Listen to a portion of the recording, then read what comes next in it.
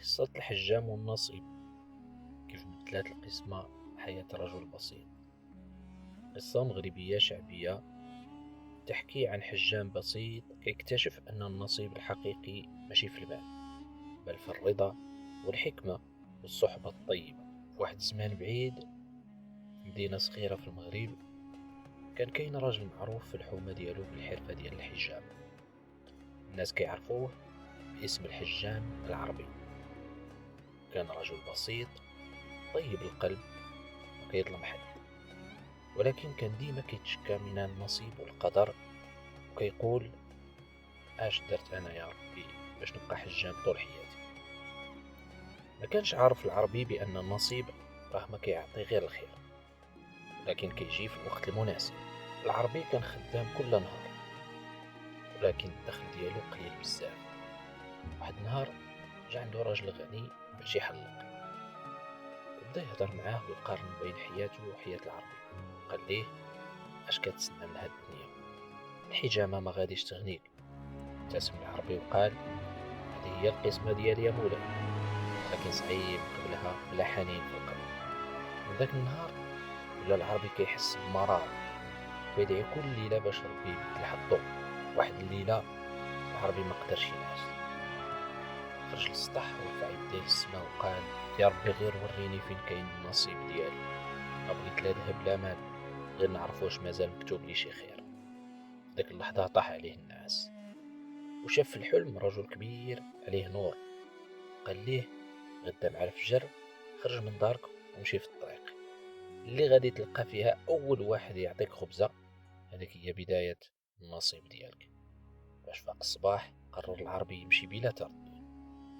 خرج العربي مع الفجر ومشى حتى وصل لواد صغير، لقى فيه راجل فقير كيشعل النار وكيطيب خبز في الفخار.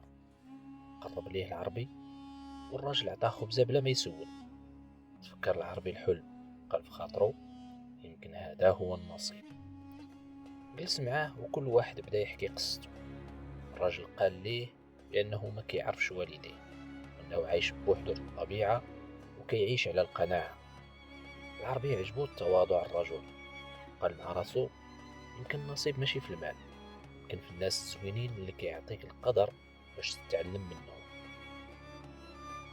بقات الصداقة بين العربي وداك الرجل الغريب كتكبر، حتى لواحد النهار قال ليه العربي: عندي كنز، لكن ما نقدش نحلو بوحدي، خاصني شي حد عنده قلب نقي وصديق صادق. العربي وافق بلا تردد. مشاو مع بعضهم للجبل البعيد، ووسط الكهوف القديمة لقوا صندوق قديم فيه ذهب وأحجار كريمة. العربي تخلع، كده الراجل قال ليه بابتسامة: هذه هي القسمة ديالك اللي كنت كتسنى، ولكن ماشي الذهب هو الرزق الحقيقي، الذهب هو الإيمان والأمانة والصحبة الصافية. بمجرد ما كمل كلامه اختفى الرجل قدام عينيه. رجع العربي للمدينة، ولكن ما رجعش بنفس الفكر. ما دارش الذهب في جيبه، دار الحكمة في القلب. رجع يخدم في محله، ولكن بابتسامة جديدة. كان كيعلم الناس بأن النصيب والقدر ماشي دايما فلوس، وإنما راحة البال والرضا.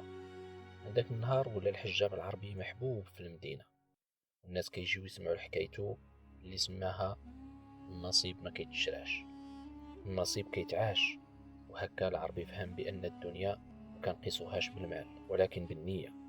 اللي ربي يكتب له الخير غادي يوصلوا ولو من باب صغير.